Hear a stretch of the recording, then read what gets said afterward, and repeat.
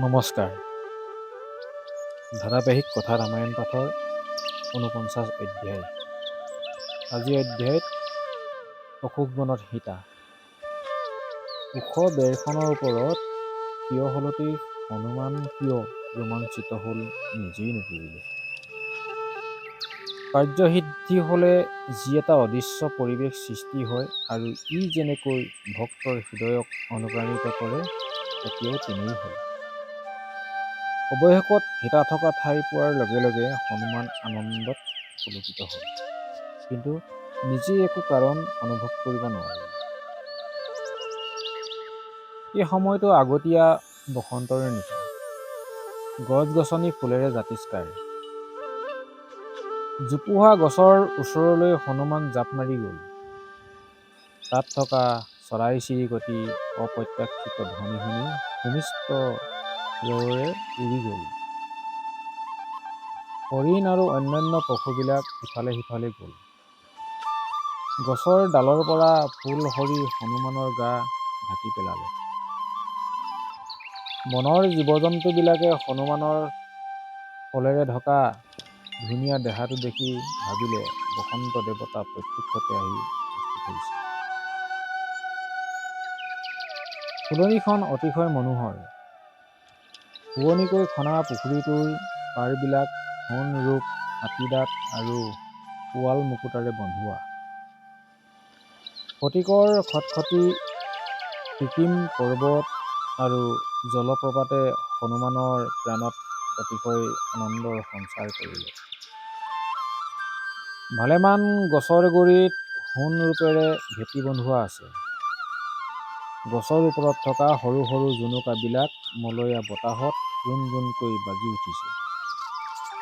হনুমানে এজোপা ওখ গছৰ ওপৰলৈ উঠি পাতৰ মাজত লুকাই থাকিল।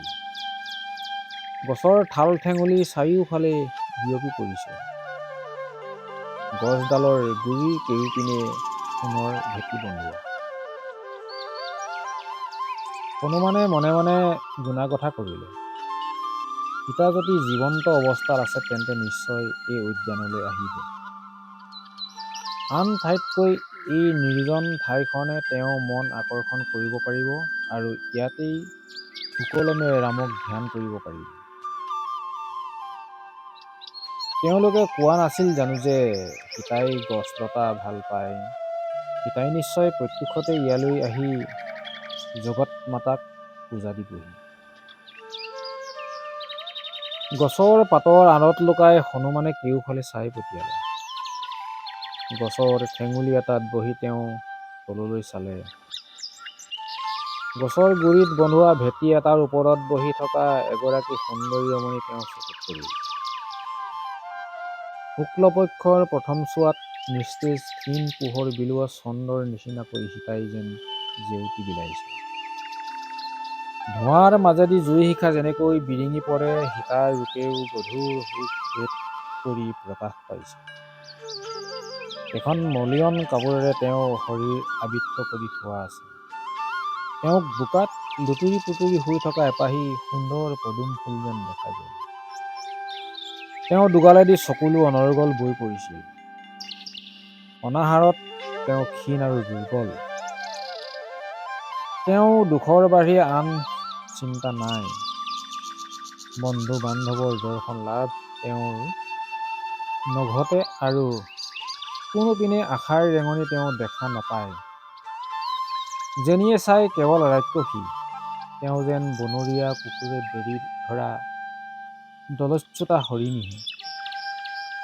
কৃষ্ণ সৰ্প যেন অনাদৃত কিচকিচিয়া চুলিকোছা আউলি বাউলি হৈ পৰিছে। তাকে দেখিলত হনুমানৰ এহাতে ভক্তি আৰু আনহাতে বেদনা উপজিল। ই যেন নাস্তিকৰ মুখত প্ৰসংগচ্যুত শাস্ত্ৰকাব্য ধ্বংসাবৃত ঐশ্বৰ্য ভগ্ন আশা বা বিনষ্ট বিশ্বাস। হনুমানৰ আৰু এনেহে লাগিল ই যেন কিবা প্ৰতিহত সিদ্ধি।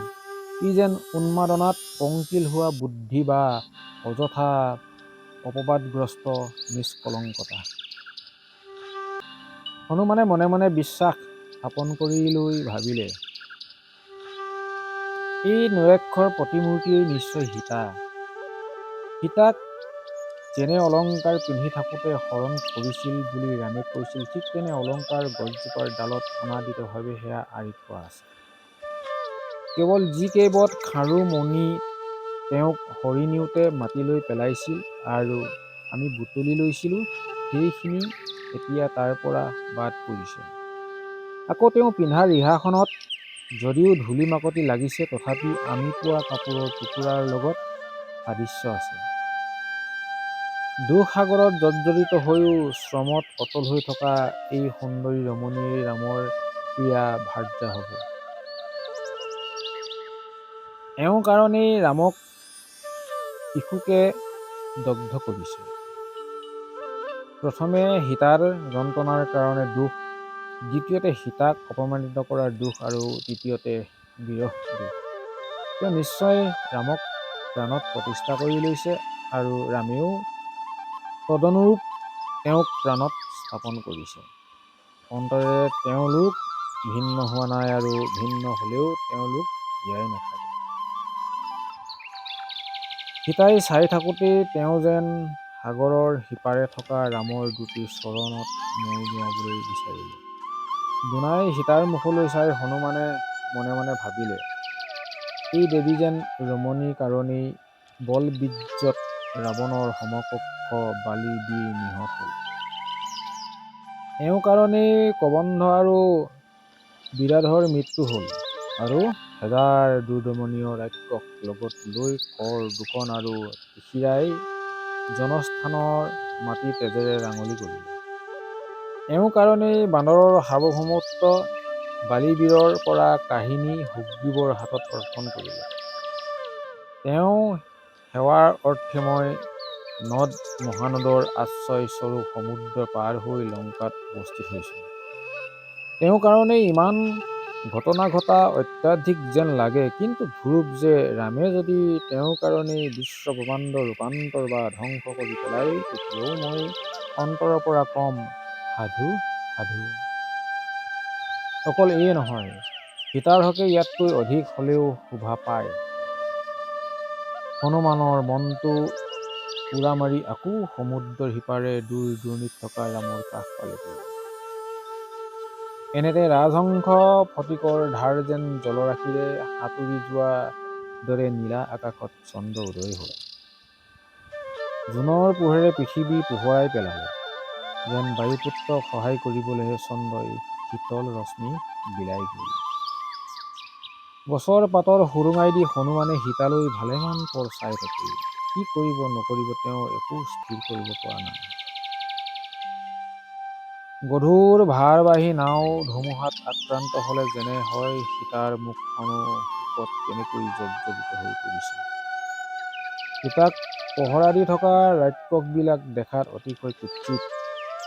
কোনোবাজনী এটা চকু, কোনোবাজনীৰ এখনহে কাণ, কাৰোবাৰ কাণ নায়েই, কাৰোবাৰ নাক ওপৰলৈ উজোৱা, কাৰোবাৰ মূৰ টপা, কোনোবাই আপচুকৈ খোপা বান্ধিছে, আকৌ কাৰোবাৰ ওঠ ওটৰ নিচিনা, কোনোবা কোজা, কোনোবা বাওনা, কোনোবা কাকিনী তামোলৰ দৰে ওখ, কোনোবা গাহৰি মোৱা, কোনোবা বাঘ মোৱা, কোনোবাজনীৰ মুখ ছাগলীৰ নিচিনা, কোনোবাজনীৰ মুখ ম'হৰ দৰে।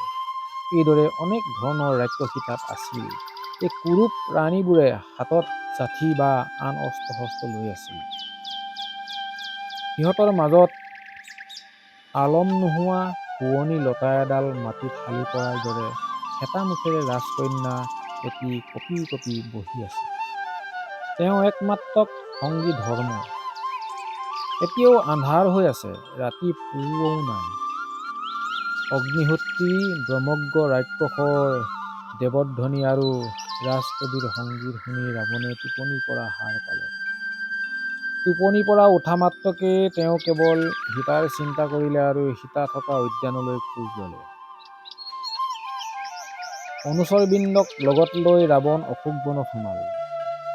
তেওঁৰ ওপৰত ৰাজছত্ৰ, হাতত সুগন্ধি জোৰ বন্তি লৈ অনুচৰবিলাক তেওঁ আগে আগে গ'ল। নানান উজ্জ্বল অলংকাৰে বিভূষিত আৰু ধক ধক কৰে বগা কাপোৰ পিন্ধি ৰাজকুমাৰীসকলে তেওঁ পৰিবেষ্টিত হৈ গৈছিল। ৰাৱণক মন্মথৰ দৰে মনোহৰ দেখা গৈছিল। উদ্যানৰ দুৱাৰদলি পাওঁতে হনুমানে সমদলটোৰ উখল মাখল আৰু তিৰোতাবিলাকৰ নেপুৰ ধ্বনি শুনিবলৈ পাইছিল। তাৰ পিছত মুহূৰ্ততেই ৰাক্ষস ধিপতি আগবাঢ়ি যোৱা যেন পালে। হনুমান গছৰ পাতৰ আঁৰত কোনেও দেখা নোপোৱাকৈ ভালকৈ লুকালে।